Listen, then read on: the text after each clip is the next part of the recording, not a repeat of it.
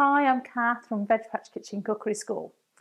One of my real passions is making bread with freshly milled flour.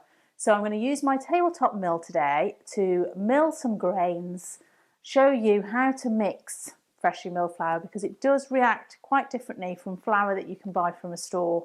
Because what you want to be aware of when you're using freshly milled flour is that it may well be a single variety grain that you're using, and it may well have very different properties from the last single variety grain that you used.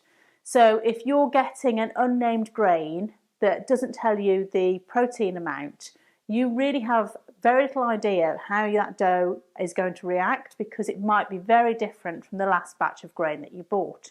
I'm really lucky in that I have a really good relationship with a local organic farmer here in Shropshire, and he sells me single variety grains and he tells me the Hagberg falling number and the protein amount and the specific weight, all of the lab analysis that I need to make my bread.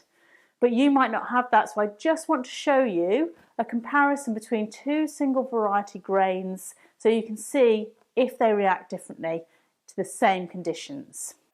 In these bowls here I have got Yeoman grain and Holdfast grain. I've got 500 grams of grain in each of these bowls.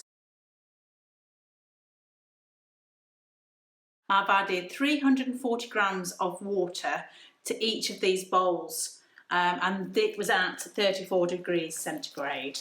Okay, so it's just nice and warm water. And I'm going to show you how these two mix up. So this is Yeoman. It's at 11.4% protein. So low on the protein scale in comparison to most bread flours, particularly if you're in America, you might be using something more like 14%. Okay, so can you see how wet that one is at 340? And the Holdfast.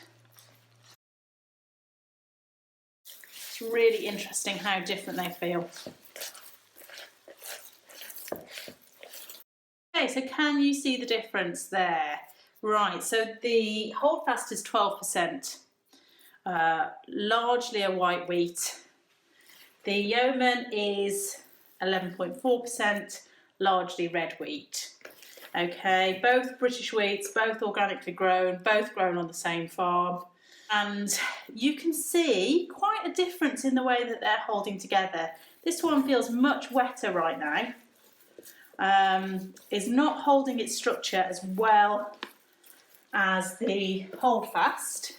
So if you were to add 340 grams of water to a 500 gram amount of wholemeal flour that had come out of a bag, you would expect to see it much drier than this. And that is because freshly milled doesn't automatically suck up that water quite as fast as aged flour does. Okay, but we're going to let it rest and we're going to come back to it when they've had a little bit of a rest time. So I always develop my doughs using the stretch and fold method, which means they now have a period of rest anywhere between 10 minutes, 30 minutes, depending on my day. And that water gets sucked up by the bran pieces. The chemical reactions start happening in that bowl, whereas the gluten starts to form. Okay, so the two proteins that are in gluten, called gliadin and glutenin, start to form chains together and start to form gluten. And then I just come in and have a look after it's had a rest and had time to absorb that water and see what's happening. Now, sometimes with freshly milled flour, you come back to it and the water is actually starting to leach out of it, okay? And sometimes you think, gosh, that's really sucked it up and it needs more water. So there can be really interesting reactions going on when you're fresh milling. It's very different to using aged flour that you've bought from a supermarket or similar, okay? So we're going to leave those nicely now to rest and come back to them, but it's really interesting. Can you see how when I mix these, this is holding itself together in a ball much easier than this one, which is much looser. Okay, see, it sort of falls apart, drips apart as I pick it up. Okay, it's just not holding together anywhere near as easily as the Holdfast. It's so interesting how the different grains can be different. So just to highlight that if you have an unnamed grain from your supplier, the next time you get an unnamed grain from your supplier, it might be an entirely different variety of wheat, grown in a different part of the country or the world, and it will act differently.